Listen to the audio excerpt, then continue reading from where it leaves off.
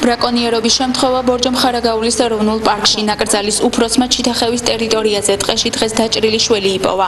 რევაზ ქიმაძის განცხადებით შველი სავარაუდოდ ორმა პიროვნებამ ცეცხლსასროლი იარაღით დაჭრა და ადგილიდან მიიმალა. დილაზე შემოვლას ვაკეთებ. დილაზე 7 საათზე 6 საათზე ვდგები და ჩიტახევის რესტორანი ფარაონი მისული ნახე კვალი შესული ორი კაცის კვალი. გავყე იმ კვარს ავყე და ავყე კვარში. მალაგ გაგონი ძაღლების ხმა. ორი ძაღლი დადებდა, ეჭრილი ძაღლები იყო. მე ამ კვარს გავყე მას კაცის კვარს. ნუ ალბათ იმათმა შემამჩნიეს.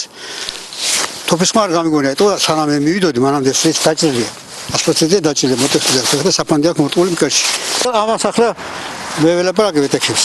დავუმშავე სპირტი დავუმშავებ და თუ შიგნით არ აქვს მორტული საფანდი, მაშინ გადარჩება. თუ შიგნით აქვს საფანდი არ გადარჩება, ვარიანტი არა. და ექიმა ვეთექიმა დღეს უნდა ნახავს ხო და შეიძლება მე ბოჭრიან ფეხს თუ სამფეხა მაინც ასე რომ გაძერულია მას ასე. არსებული ინფორმაციით ბორჯომ-ხარაგაულის ეროვნული პარკის რეინჯერები ადგილზე მუშაობას ამ დრომდე აგრძელებენ.